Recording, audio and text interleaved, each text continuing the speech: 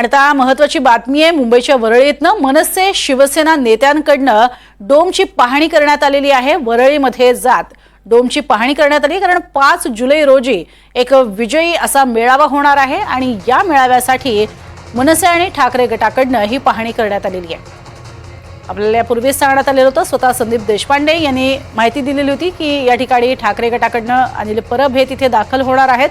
तसंच मनसेच्या वतीनं बाळा नांदगावकर आणि स्वतः संदीप देशपांडे हे डोमची पाहणी करण्यासाठी दाखल होणार होते आणि आता त्यांनी एकत्रितरित्या ही पाहणी केलेली आहे। अधिक माहिती घेऊयात भाग्यश्री प्रधान आचार्य हिच्याकडनं।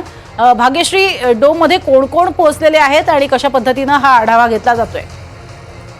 नक्कीच आपण जर बघितलं तर मनसेकडून नितीन सरदेसाई आणि बाळा नांदगावकर पोहोचलेले आहेत, तर दुसरीकडे शिवसेना उद्धव ठाकरे गटातून अनिल परब जे आहेत ते पोहोचलेले आहेत। सध्या त्यांची पाहणी जी आहे ती सुरू आहे, तसंच एकमेकांची चर्चा देखील सुरू असल्याचं पाहायला मिळतं। एकंदरीतच जर पाहिलं तर जे दोन बंधू एकत्र येणार का अशी जी चर्चा होती, त्यानंतर एक प्रकारे त्यांनी मोर्चेचं नियोजन केलं होतं, मात्र कुठेतरी सरकारने त्या नियमाला स्थगिती देऊन एक प्रकारे यांचा मोर्चा होणार नाही अशा पद्धतीचं आवाहन देखील सरकारकडनं करण्यात येत होतं।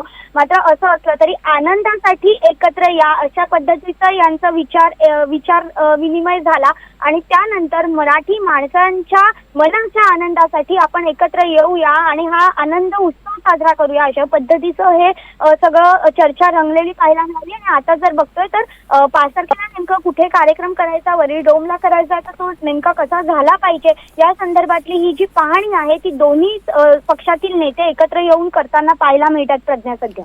नक्कीच। आणि या पाहणी दरम्यान काही महत्त्वाचं नियोजन सुद्धा केलं जाणार आहे। बैठक व्यवस्था कशी असणार आहे, त्याच पद्धतीनं आसन व्यवस्थेमध्ये काही विशेष बदल करण्यात आलेले आहेत का, याबद्दल काही माहिती मिळू शकली आहे का?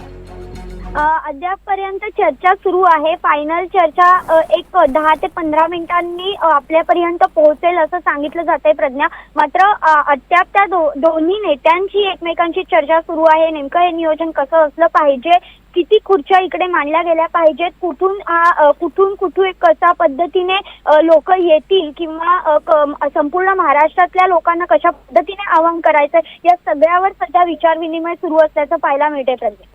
नक्कीच। तुर्तास धन्यवाद या संपूर्ण माहितीसाठी। तर आपण बघतोय मनसेचे बाळा नांदगावकर, नितीन सरदेसाई हे या ठिकाणी पोहोचलेले आहेत आणि अनिल परब हे ठाकरे गटाच्या वतीने इथे दाखल झालेले आहेत आणि दोन्ही बंधू एकत्र येत विजय मेळावा काढतायत आणि त्या दृष्टीनं कशा पद्धतीनं बैठक व्यवस्था असावी, आसन व्यवस्था असावी आणि हा पूर्ण डोमचा भाग कशा पद्धतीनं